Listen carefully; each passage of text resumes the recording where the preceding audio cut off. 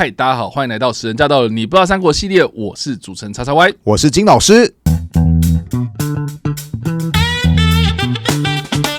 好的，欢迎回到我们的节目。我们这一集要来聊聊的是《三国》这个电视剧的第61集。在这一集呢，其实呼应的是上一集最后面的一个主题啦。我们上一集其实有提到说，杨修这个人他拿了曹操桌上的一盒书嘛，然后就分食给大家。那后来呢，我们有揭露，就是说这个一盒书其实是马腾送过来的。那上一集的最后面呢，其实我们就有跟大家提醒过，这个其实是电视剧的里面一个非常非常重要的伏笔哦。接下来在这一集呢，果然就介绍了有关于马腾他对曹操有反抗的动作啦。是这一集我们就不妨把焦点放在马腾这个人到底是何方神圣喽。好的，要来跟大家介绍一下，这是马腾，字寿成，他是东汉末年的武将。有一个叫典略的史书有提到说，他有一个了不起的祖先叫做马援。很多人会想说，马援是谁呢？他有制造出了一个著名的成语叫做马革裹尸。简单来讲，马援他就是东汉初年的一个武将。后来年纪很大的时候呢，还主动要求说，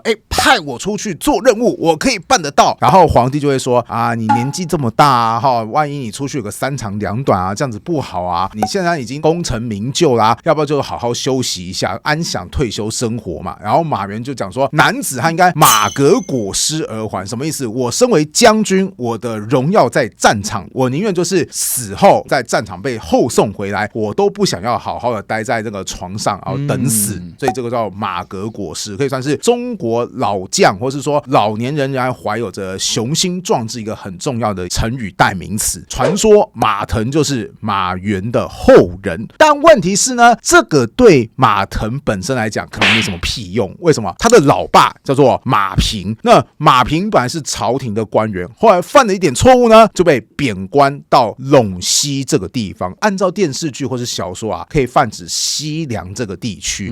那这个马平呢，根据史书的描述，太穷了。你看被贬官嘛，对不对？所以他其实是没有娶老婆的状态。被贬官到西凉地区之后呢，男人嘛总是会有一些需求嘛，对不对？于是他就找了当地的羌族女子结婚，生下来的小孩就叫做马腾。所以马腾他算是当年的混血儿。那我为什么我会说有马援这样的祖先对他来讲没屁用？为什么？因为你祖先真的那么造的话，为什么你老爸会被贬官，甚至被贬官到没什么钱可以娶汉族的女子，要去娶羌族的女子呢？因为其实汉朝那个时代对于所谓的草原民族看的还是比较低下的，所以可见就是马腾他最一开始的人生阶段其实过得并不是那么的顺遂。不过呢，等到他长大之后可就不得了了。为什么？大概就是基因很好，所以他身材非常的高大，历史记载长8尺余，就是超过185公分，这在古代算是很了不起的事情哈。而且怎么样呢？身体宏大，就不是那种竹竿类型的人，他就是壮汉，面鼻雄，这个大概鼻子像成龙一样大大的哈。对，那个简单来讲就是一个一看就知道说，这个家伙是个猛将兄，很角色。在西凉这个就是崇尚武力的地方，马腾就开始慢慢凭借他过人的本事崛起了哈。那他是怎么崛起的呢？简单来讲，汉末的凉州刺史耿比，当时呢有一个手下，这个手下呢很受到当地民众的抵触。为什么？因为听说他的手下是一个贪官，眼看就是老百姓们民怨沸腾，耿比他就想说，不行，我得镇压。怎么镇压呢？带兵去做镇压。那当时聘请的其中一位将领就是这个马腾。于是马腾他就任军中的从事统帅部队，与后来很知名的一个将军叫做庞德一起开始去镇压羌族人氐族人还有那些就是心怀不满的一些边疆民族或是当地的百姓。大概就是因为镇压的很顺利吧，所以按照军功他就不断的晋升，从军司马后来还迁到偏将军，算是靠着他本人的武力出人头地啦。那我们前面提到马腾嘛，其实他在《三国演义》当中很常跟一个人配对出现，谁呢？韩遂。但是我要跟大家讲，其实在演义或是戏剧当中，马腾跟韩遂感觉起来就是两个好兄弟好哥们嘛，对不对？彼此惺惺相惜大家都是很会打仗的又在西凉地区所以就结成了军事同盟。但是我要告诉各位，其实在正史时当中，马腾跟韩遂感情一开始非常非常的差。为什么呢？因为西凉这个地区，我们刚刚讲过，它充满着各式各样的少数民族或是草原民族，这个地方又崇尚武力。我们又从刚刚耿比他是东汉的官员嘛，可是他底下的官员却不受到民众的支持，就可以看到东汉在这边的统治基础可以说是非常非常的不牢固。于是呢，在这个崇尚武力的西凉地区，只要你够会带兵打仗，只要你本身有一些雄才大略，你就可以形成对抗朝廷的地方势力。毕竟东汉的权力中心距离西凉也是非常非常的遥远嘛，是不容易镇压或管辖到这个地方的。韩遂他其实就是西凉地区当地的豪强，而且他很早就开始掀起说我要反叛汉朝，汉朝太烂了人民应该自主于是呢，韩遂他就开始独立自主，成为一个地方的势力。后来韩遂的实力逐渐崛起到什么地步呢？他就把刚刚我们提到的凉州刺史耿比给挂掉了。可见在西凉这个地区，汉朝真的是已经失去最后一丝的管辖空间了韩遂的势力崛起了之后呢，马腾就有点尴尬，就是我本来上司他完蛋嘞，那这时候我该怎么办？你如果是马腾发现你的上司被韩遂给挂掉了，你觉得你该怎么办？你会不会想要为你的上司报仇？看那个上司对我有没有好啊？这边有说耿炳是提拔你的上司这样再说一次，你觉得想要报仇吗？既然跟这个中央单位这么的偏僻，那还是跟韩遂打好关系比较好吧。那你在历史当中你就很适合在西凉地区活下来，因为按照你刚刚原本第一个版本说就是说上司对我有恩，那我就要为上司报仇对不对？可是马腾他就不是这么做，马腾他看到说上司死了怎么办？我决定跟韩遂合作。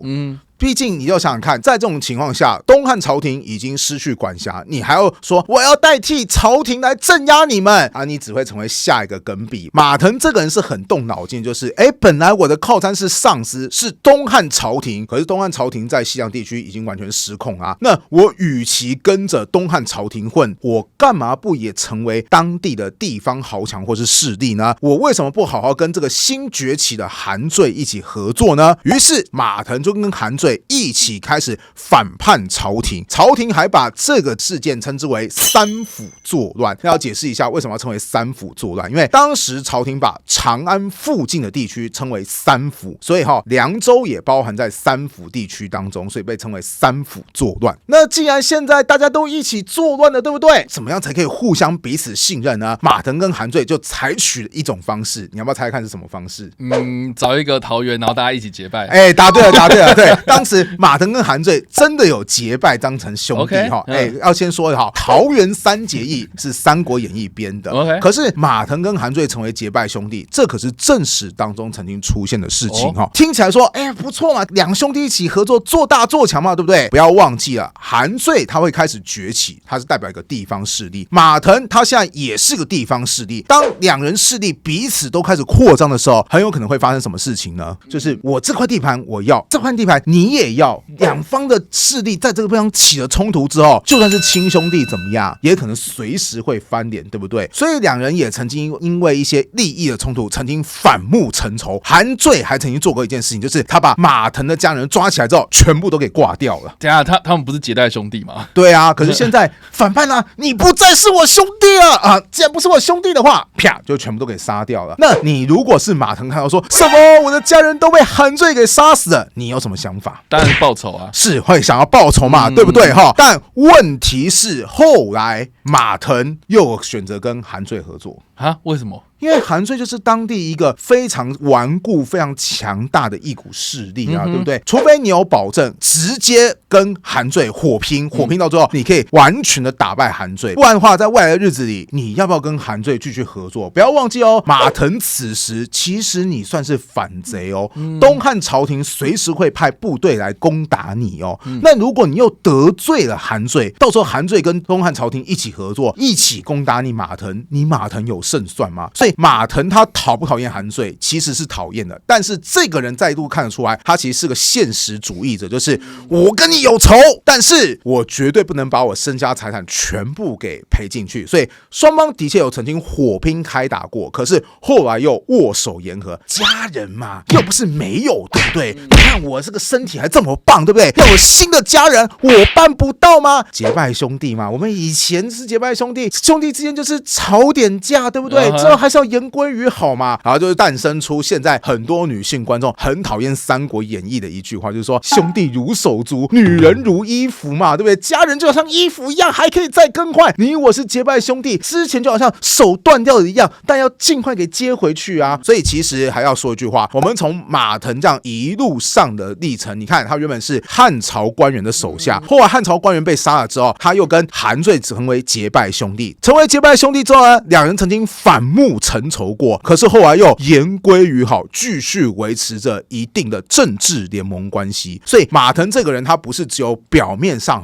像是成龙一样鼻子大大那种壮汉，他其实脑袋也是非常非常的灵活，甚至他不只是跟韩遂合作，他还跟另外一个人合作，这个人也是西凉当地有权有势的代表。你要不要猜看跟西凉有权有势有关的人是谁啊？该不会是董卓吧？答对了，他跟董卓是曾经有合作过的。董卓后来进军洛阳，因为我们之前讲过嘛，是洛阳发生了动乱，所以董卓率领的西凉的部队进入到洛阳当中，最后执掌了洛阳乃至整个东汉朝廷的大权。这个时候，董卓把大部分的精锐一定都携带到洛阳去了。那他本来在西凉地区的势力是不是就开始衰弱了？这个时候如何稳住西凉势力呢？那当然是继续找当地豪强合作啊。谁是当地豪强？马腾你就是了哈。所以当时董卓还有派遣使者去找马腾跟韩遂说，我现在带领着西凉的部队已经进军洛阳了哈，但是我带的人不够多，两位要不要一起也率兵来到洛阳去？咱们西凉人一起怎么样？做大做强嘛 ，Make 西凉 Great Again 嘛，对不对？但很不幸呢，韩遂跟马腾他们走到半路的时候，董卓却